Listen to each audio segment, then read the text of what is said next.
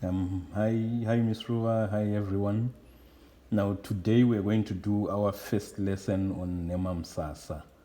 Nhemamusasa is a big song. That is one of the centerpieces of this Mbira instrument. Now, we don't know how old it is. Some people say it is over 500 years old. Some people claim that it has been played even for the last 1,000 years. But what we can say is that it is a very old song that is part and parcel of the evolution of this instrument. Now it means, Nhemamusasa means to build a shelter. Now that is kind of a proverb or an idiom, and it means that build a shelter before it rains. In other words, prepare for the future, so that when the future comes, it finds you in the right place. When the rain comes, you already have shelter. That is the meaning of Nhemamusasa.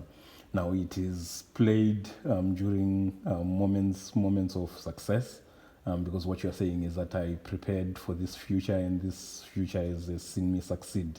So it is a celebratory song. But it is also played in sad moments, and then the context in sad moments is to remind that next time let's prepare for the future, so that the outcome is not as sad as it is today. People have debated that it is a hunting song, it is a war song. Nhemamusasa is everything. What you change is the tempo at which you play the music, is the lyrics that you give to it, but the core message is that we should prepare for the future. That future could be good, could be bad, and you sing it and you tailor it to the particular performance. Now, to teach Nhemamusasa, it has many parts. We'll do first the Kushaura part, but the Kushaura part I'll break it into some 10-minute lessons, and maybe 5 of them, so that we explore what we can do at the top, we explore what we can do with the netetes, we can explore what we can do with the basses, and then indicate where to sing. That will take some 5 lessons or so. And then we dedicate another 5 lessons to a kutsinira part, and I'll explain what kutsinira is when 2 people are playing 2 instruments, how the instruments should complement each other. That will take another 5 lessons or so. And then we move to more complex versions, and I want to explore what is called Nhemamusasa Yepasi, dedicate maybe 3 lessons and introduce that concept of complexity as we start adding notes to make the song more complex, and then maybe end there, but having laid groundwork for more complex material if needed, because then that would lead us into more complex ways of playing the song. The Nhemamusasa has 4 phrases. The first phrase on the left, you play it this way. So in groups of 2 notes,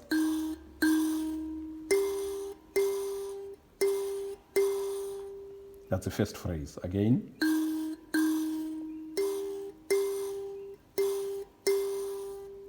And then the second phrase.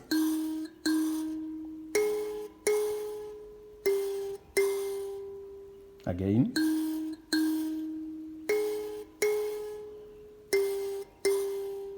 And then the third phrase.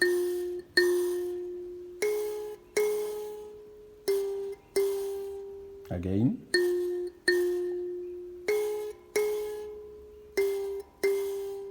And the fourth and last phrase.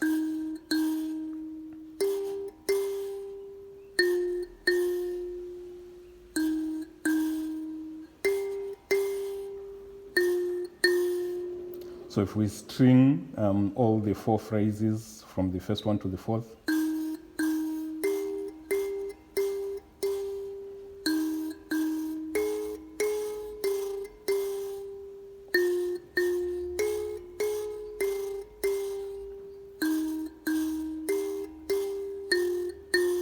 and without gaps,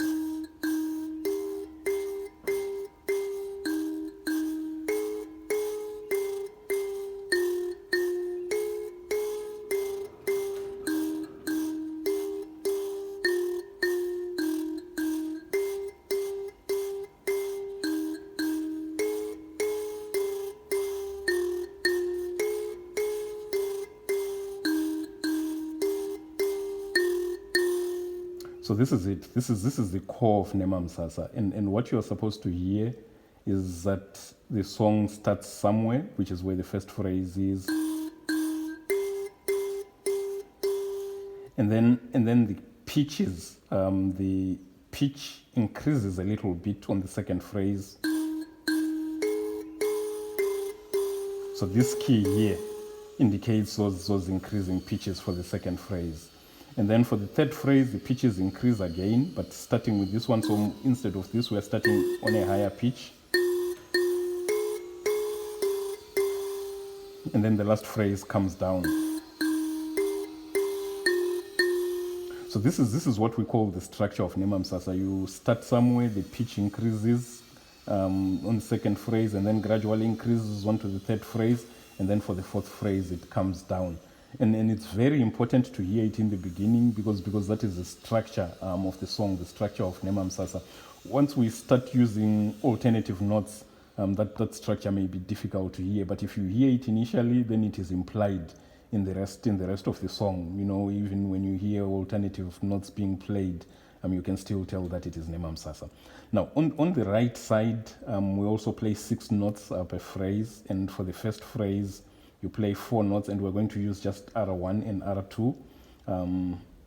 R for the right hand notes, number 1 and number 2. So for the first phrase, you play 4 notes on number 1 and 2 notes on number 2. So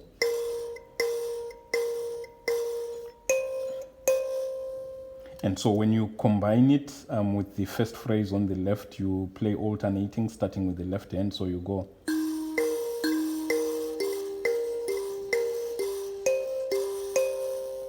again,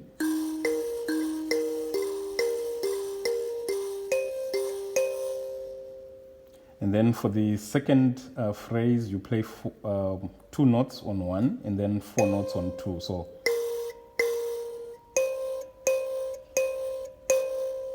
and when you combine with the left, it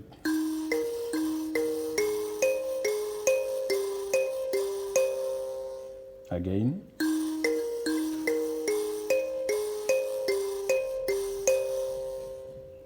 and then the third phrase, you play everything on R2, so 6 notes on R2. So when you combine, it becomes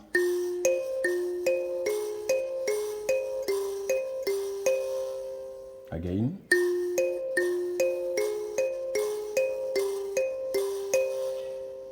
and then for the last phrase, you play everything on note number 1.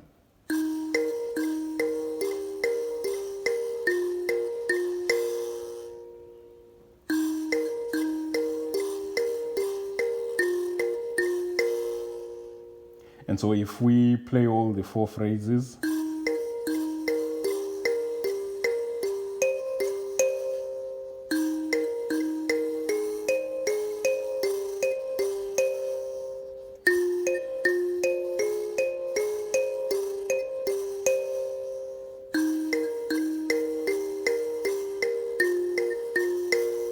without gaps,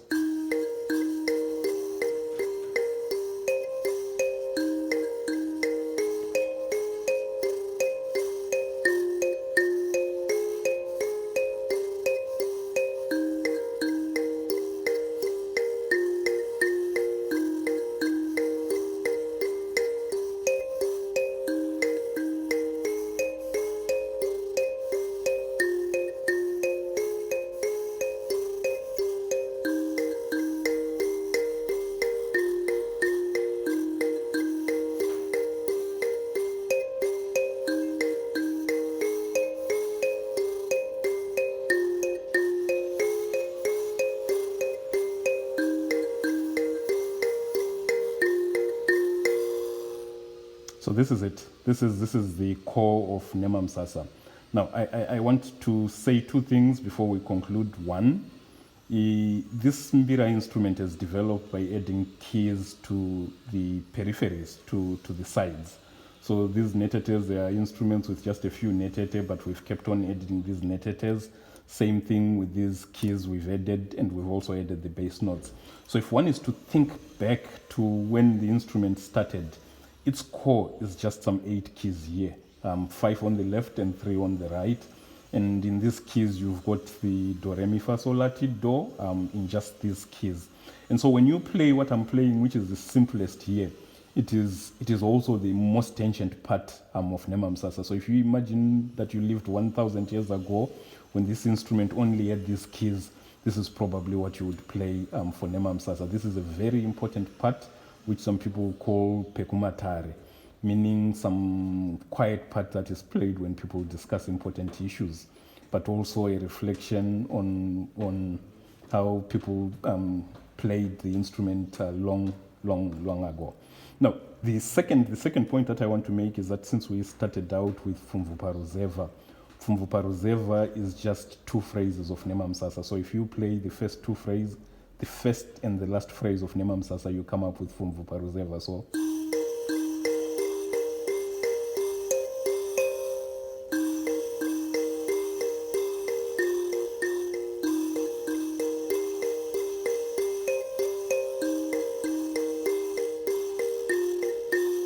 now for Pfumvuparuzeva, we also used this key.